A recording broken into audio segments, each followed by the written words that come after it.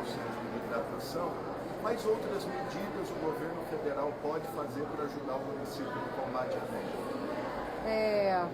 Você mesmo segura, né? Eu quero dizer que essa medida é uma medida que vem a partir de uma missão técnica que está aqui desde 6 de fevereiro, a pedido do prefeito Coronel Fábio, com quem estive hoje de manhã. Faz parte do nosso plano de enfrentamento à dengue. Quando é necessário, o Ministério apoiar a implantação das tendas de hidratação. É uma medida fundamental porque nós estamos com 30 mil casos prováveis de dengue aqui em Rio Preto e, infelizmente, muitos casos podem evoluir para a morte e a gente quer evitar exatamente isso e complicações por dengue, que é uma doença conhecida e que a hidratação é fundamental. Essas tendas de hidratação, ano passado, quando tivemos uma epidemia com uma explosão de números de casos, que se deve, sobretudo, à mudança climática, aquecimento, chuvas, né, tudo que temos falado, naquele momento, em alguns municípios, nós vimos uma excelente experiência com as tendas de hidratação, reduzindo muito os casos graves, reduzindo muito também o número de óbitos e nós sabemos que é possível muito evitar mortes por dengue, porque há 40 anos essa doença aparece, né, de formas diferentes no Brasil, transmitida pelo mosquito Aedes. Então, nesse momento, a importância é isso e reforçar todo o trabalho de vigilância. Nós estamos também com a vacinação para aquela faixa de 10 a 14 anos, podendo ser flexibilizada de acordo com o número de doses dos municípios. Nós fazendo aqui um apelo para que justamente os responsáveis levem suas crianças tanto para a segunda dose quanto para uma primeira dose de vacina. Além disso, nós estamos introduzindo novas tecnologias aqui na região para um combate a essa transmissão. Aqui em Rio Preto nós temos o uso de unidades para dispersar larvicida, o povo está chamando de baldinho, que é uma forma mais simples. Aqui fala armadilha. Lá em Brasília o pessoal fala o baldinho da dengue. Então, assim, a participação social, como eu disse aqui, é muito importante nesse processo, porque há o trabalho direto das prefeituras, essa responsabilidade direta, naturalmente, mas também todos nós somos responsáveis como cidadãos, como pessoas, uma vez que 80% dos focos está na nossa casa e no seu entorno. Então tem que ser um cuidado em todas as frentes. E a mensagem aqui, que é a mensagem também que tem sido dada e como orientação também do presidente Lula, é a união de esforços, governo federal, governo estadual, governos municipais, para proteger a população e enfrentar esse desafio da dengue. Ministra, a possibilidade de ampliar o foco o público-alvo da vacina? Isso já foi, o público-alvo continua o mesmo, mas nós já temos a nota que permite a flexibilização, porque, infelizmente, muitas crianças e jovens não correram para essa vacinação. Estamos fazendo busca ativa e flexibilizando. Então, isso depende, não é uma regra única, porque depende da situação de vacinação e de estoque de cada município. Ministra, quando a senhora foi recebida aqui, tinha uns apoiadores do PT com a faixa de rua, a senhora até foi até lá, tirou fotos. Como a senhora analisa essa queda de popularidade que o presidente tem, que é recorde, registrado historicamente em todos os mandatos dele? Se é possível recuperar a ponto de disputar a reeleição?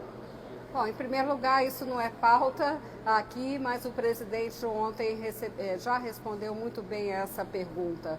Não é? O presidente Lula lidera um trabalho de reconstrução do país em várias frentes, na saúde, na economia, na vida das pessoas. Todas as entregas importantes vêm sendo feitas e o que ele quer é aperfeiçoar esse trabalho junto à população. Ministra, há previsão de mais verba para Rio Preto e mais gente da Força Nacional? Nós estamos com um contingente da Força Nacional que já foi avaliado como necessário para esse momento. Nós estamos com médicos, com enfermeiros, no número com técnicos de enfermagem, farmacêuticos, né? Visitei agora há pouco a tenda. Recursos para a situação de emergência foram definidos em portaria do Ministério, que vão valer para todos os municípios, né, de acordo com o tamanho da população, com os critérios que estão na portaria. No caso de Rio Preto, nós estamos destinando R$500 mil, além de todo o investimento já feito com a tenda, com as equipes, com o voluntariado da Força Nacional do SUS. Como eu disse, desde 6 de fevereiro, nós estamos trabalhando aqui diariamente, né, incessantemente, o vice-prefeito é testemunha, mas nós já vínhamos num trabalho junto a toda a área de vigilância no Brasil e aqui nessa região onde está tendo mais casos de dengue, também conduzido aí diretamente pelos nossos secretários. Aqui na cidade, muito se fala em terceirização da saúde. Hoje, na agenda do senhor, inclusive, tem algumas UPAs ali e algumas UBS. Gostaria de saber da senhora qual a opinião da ministra em relação à terceirização das UPAs. Eu como ministra e dentro da regra do SUS, o que nós trabalhamos é com a relação que se estabelece entre estados, municípios, e cabe aos municípios e aos estados definirem essas formas de contratação, sempre respeitando, é claro, os princípios legais. O que eu defendo, e organizamos inclusive uma conferência do trabalho em saúde, é a tese do trabalho digno, em condições adequadas. Isso é uma proposta que o presidente Lula fez com o governo dos Estados Unidos, à época do presidente Biden, e que se desdobra em todas as áreas. Então, eu visitarei, porque nós estamos, inclusive, em processo de habilitação de uma das unidades básicas de saúde. Ministra, quanto é grave a situação da epidemia de dengue em Rio Preto e quando a senhora espera que esse quadro melhore, que nós tenhamos redução dos casos, evitemos as mortes? Do ponto de vista de número de casos, né, que é o critério que a gente usa por epidemia, é uma epidemia de números muito fortes, então é uma epidemia grave, né, daí a nossa preocupação e daí também a solicitação que foi feita, como eu disse, pela Prefeitura, é um trabalho conjunto, a pedido da Prefeitura, e é grave porque normalmente nós temos o índice de 300 casos por 100 mil habitantes. Nós estamos com 30 mil casos prováveis de dengue, alguns ainda em investigação. Então, são números muito fortes. O ano passado, nesse período, era em torno de 3 mil, salvo engano, né, vice-prefeito. Então, por aí você tem a dimensão. 10 vezes, né, mais casos do que tínhamos no mesmo período ano passado. Enquanto, como eu disse, os números do Brasil mostram 60% de redução, diminuição do número de casos de dengue. Mas dizer que não é só Rio Preto, né? É um problema que nós estamos verificando em outros municípios dessa região.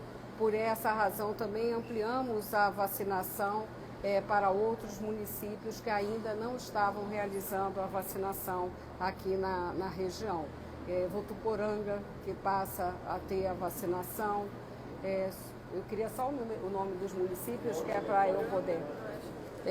Então, até é bom, porque aí vocês ajudam nessa divulgação. Nós estamos, então, levando também a vacinação dentro dessa faixa de 10 a 14 anos, pelo menos inicialmente, para a região de Votuporanga, para o noroeste do DRS-1 e para Fernandópolis. Tá? Então, isso também é importante para que nos municípios dessas regiões seja possível ter essa cobertura. Tá bem? Ministra, um ponto importante no combate à dengue é o trabalho desenvolvido pelos agentes de saúde. Eu queria que a senhora falasse sobre a importância dos agentes comunitários de saúde e combate à endemia e eles têm também trabalhos diferenciados.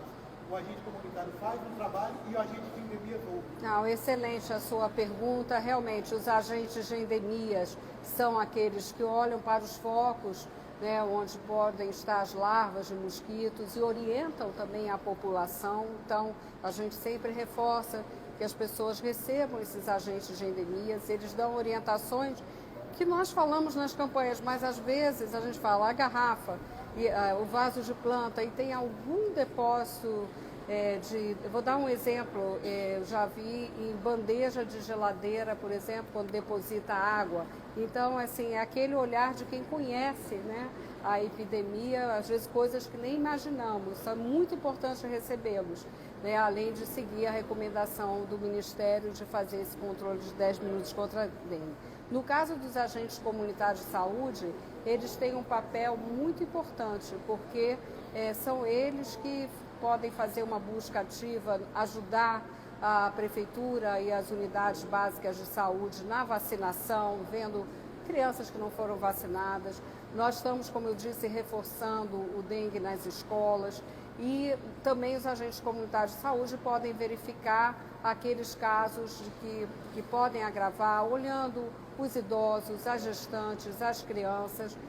Também essa faixa que está sendo vacinada por não ter sido exposta antes à dengue, em muitos casos, tem mais possibilidade de hospitalização, isso são dados que nós temos. Então, um faz o trabalho do controle do foco e o outro apoia a saúde, a atenção primária da nossa população.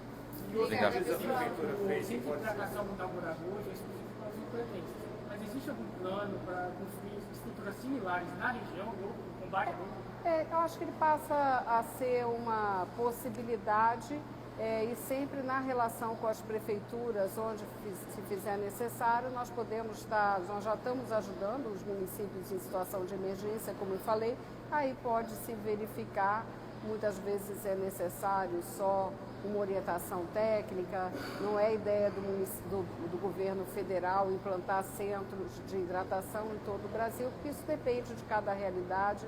E o apoio é sempre nesse diálogo com a prefeitura. Você acredita na reeleição do Lula ano que vem? Isso não é falta, né? Obrigada, gente. Mas acredito e desejo se ele se candidatar.